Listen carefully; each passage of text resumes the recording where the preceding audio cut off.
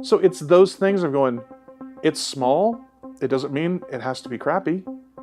It's just we kind of had to start skinning that cat a different way. This is the second of 2 videos with Andrew Stone, the production director at Church on the Move in Tulsa, Oklahoma. And we're talking about how they took the vibe, the essence of their main campus, and scaled it down to fit their newer and smaller satellite campuses. And I think this conversation is interesting because that's what a lot of us are trying to do. We watch churches like Church on the Move on the internet. We see their services. We bend to Seeds conference. And then we come back home and we try to take that big church inspiration and work it into what we're doing at our churches that are 500, 200, 100 members. And there are things that will translate, but there are some things that won't translate. There are moments that only work in a large church setting. But the beauty is that there's also moments that only work in a small church setting. There's a charm to doing church on a smaller scale. And coming from a guy that has been hired all his life to make things big, this is an interesting conversation about the benefits, the joys, the charm of doing it small. I'm Dave Dolphin from PracticalWorshipBlog.com, sharing ideas, tips, and practical advice for the everyday worship leader. And here's the second part of my conversation with Andrew Stone. By taking every single element, every single one, from how we do wireless mics, to the stage, to the carpeting, to how we set up the kids' rooms, how can that all go in a tractor trailer and be unloaded quickly? How can the least amount of volunteers set it up? Again, you're in a big church, you've got a ton of volunteers. Yeah. Well, you go start a small church, that model doesn't work. What if you only have 2 people? How are you going to do this? How can we do it with the least amount of staff? So when we started out there was a campus pastor and a technical director, period. That's it. And we were kind of borrowing and stealing whatever other kind of staff people we could find from the main campus. But it helped it start small. And that's been something that's been very difficult for us to maintain because we always want to ramp it up. We always want to ramp it up, right? And that's what a lot of churches do. How do we make it bigger? How do we make it bigger? I go to churches all year long, and that's some of the questions. How do we make this bigger and better and cooler? And I'm like, guys, you might have a charm here that's really working for the people walking in the doors. That's what we were trying to find. Well, yeah, and I think a lot of times too, you see what a large church is doing, you're like, that's so cool. How can I do that? Right. And there's certain things that when you're in a large venue or a large space, there's certain things that work. I would imagine at Church on the Move, one of the things that'd be really hard to do is just those really intimate, small moments where it's just like an acoustic and a vocal, whatever. Whereas at the Glenpool campus, it totally works. It totally works. And so you find the charm and you say, okay, I'm going to find the charm. That's our win. Yeah, I'm going to go for that. Yes. That's what we found out. In fact, we changed some of the content just over the years of what we do here to actually get a little closer to the vibe there.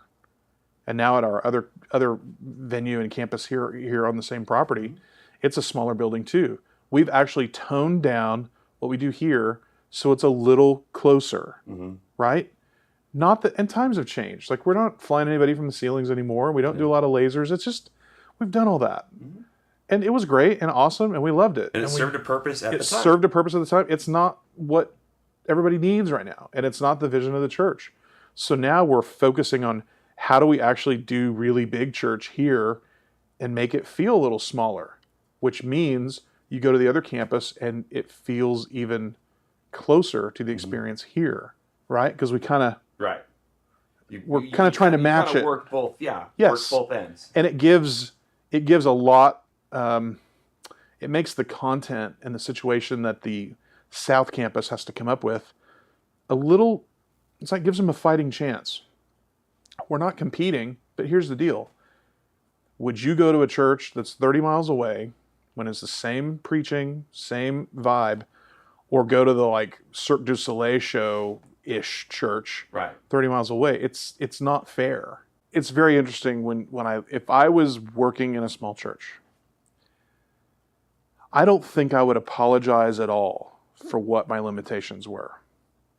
Because I will say this, the guys that have had to run things at that campus, and when we opened, I was out there every Sunday at 3 a.m. for about 4 months. It was terrible because I was here on a Saturday all day till late, making sure everything was cool. And I would just go home and watch TV for a couple of hours, like put my head under the faucet and like go back out there. I wouldn't sleep because I was just, I have like 2 hours. How am I going to do that? But that 4 months, I was not apologetic about the services we did. Because I was like, these are cool and everybody's here worshiping and they're meaningful. Mm-hmm. But I meet so many people that want bigger and better and bigger and better. I will tell you this, you have to be better at what you do to do it small. How so? It takes a lot more creativity and thought process to evoke those God moments and those moments I'm talking about in a set, to be able to pull those off in a creative way in a small setting. And I think a lot of people overlook that. Well, we're just a small thing. It can kind of be crappy or whatever. Bull. It can be amazing if you pay attention to it. You know what? Yeah, I know you're going to have to put your drums encased in glass. Everybody's trying to get out of glass. Your room is 200 seats. Mm-hmm. Put the drummer in an aquarium. Give him, some deodorant so he doesn't smell bad. A fan, and do church. Don't apologize for it. And win. All of a sudden, you can use the same drum miking that somebody's using in a big church because it's contained. Mm-hmm. All of a sudden, you have no reason for the drums to sound like crap. All of a sudden, you have no reason for the volume to be totally controlled by the power of the cymbals over there in the corner of the room, right? Mm-hmm. You can take your band. Look, you're not going to have guitar amps on stage. You're stupid if you think you're going to. Put them in a road case in the back hallway, put a mic on it, and turn it up in the house and have great music. There's all these things you can do, but you have to think about it a little more. And I think it takes more creativity and more brain power to actually succeed at that than walking into a place with an unlimited budget and all this stuff and all these things. It is complicated, but it is kind of easy. I mean, I've been doing this a long time, but I can get a drum kit tuned up really fast in a big room pretty quickly.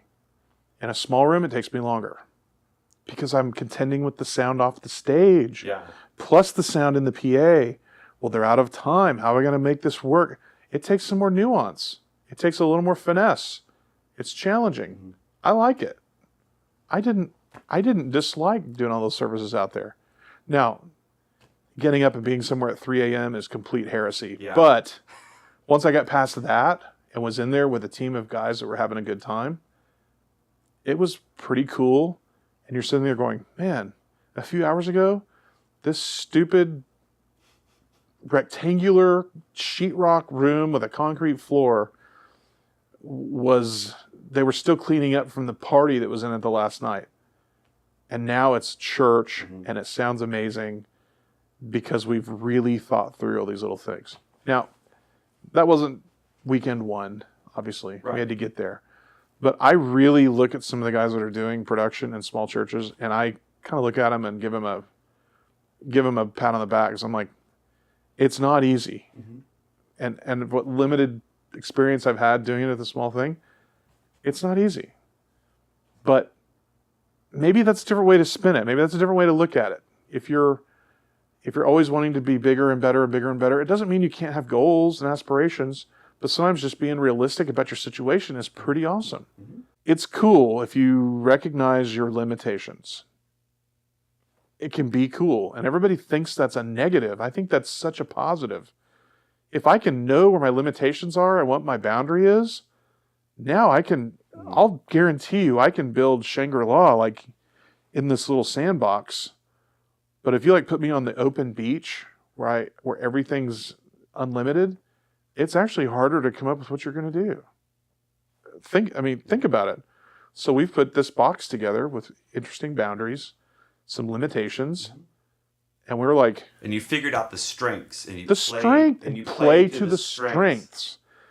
We found the weaknesses, and we just don't worry about that. Mm-hmm. We're not good at that. So let's not do that. Right? Mm-hmm. And it started working. It wasn't overnight, but it started working.